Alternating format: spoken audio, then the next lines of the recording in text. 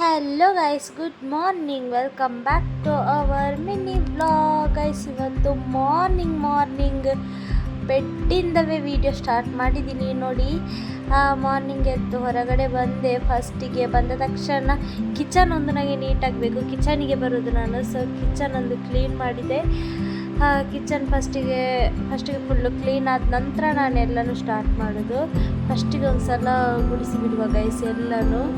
ನನಗೆ ಈ ಥರ ಎಲ್ಲ ಡಸ್ಟ್ ಇರಬಾರ್ದು, ಅಂದರೆ ಇದು ಪ್ಲಾಸ್ಟಿಕ್ ಎಲ್ಲ ನಿನ್ನೆ ನಾನು ನೈಟ್ ನಾನೇ ಬಿಸಾಕಿದ್ದು.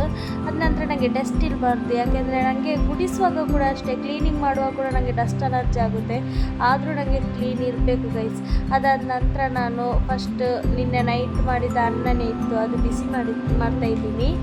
ಅದು ಬಿಸಿ ಆದ ನಂತರ ಟೀಗೆ ಇಡ್ತೀನಿ. ಟೀ ಆದ ನಂತರ ಮಾರ್ನಿಂಗ್ ಇವತ್ತು ನಾನು ಇದು ಲೆಮನ್ ರೈಸ್ ಮಾಡಿದೆ ಗೈಸ್, ಯಾಕಂದರೆ ನನಗೆ ಟಿಫನ್ಗೆ ಕೊಡಬೇಕಲ್ವಾ, ಅದಕ್ಕೋಸ್ಕರ ಲೆಮನ್ ರೈಸ್ ಸ್ವಲ್ಪ ಈಸಿ ಆಯಿತು ನನಗೆ. ಇಲ್ಲಾಂದರೆ ಏನಾದರೂ ದೋಸೆ ಏನಾದರೂ ಮಾಡ್ತೀನಿ.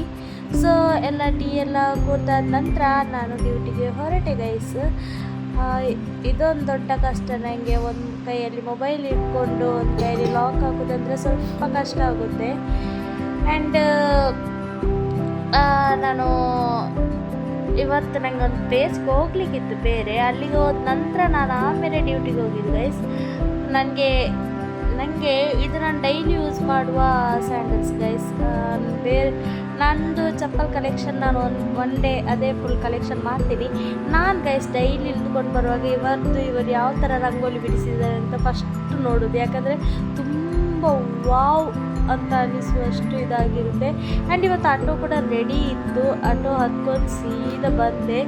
ಫಸ್ಟಿಗೆ ನನಗೆ ಇಲ್ಲಿ ಸ್ವಲ್ಪ ಕೆಲಸ ಇತ್ತು, ಅದಕ್ಕೋಸ್ಕರ ಈ ಒಂದು ಪ್ಲೇಸಿಗೆ ಬಂದೆ. ಅದಾದ ನಂತರ ನಾನು ನನ್ನ ಡ್ಯೂಟಿಗೆ ಹೊರಟೆ. ಇವತ್ತು ಒಂಥರ ಡ್ಯೂಟಿಲಿ ಕೂಡ ಒಂಥರ ಜಾಲಿ ಅಂತ ಆಯಿತು. ಅಷ್ಟೇನು ಗೊತ್ತಾಗಿಲ್ಲ, ಸ್ವಲ್ಪ ಈಸಿ ಅಂತ ಅನಿಸುತ್ತೆ ಇವಾಗ. ಅಂದರೆ ಒಂಥರ ಪೀಸ್ ಆಗಿರುತ್ತೆ ಮೈಂಡ್, ಏನಾದರೂ ಕೆಲಸಕ್ಕೆ ಹೋದರೂ.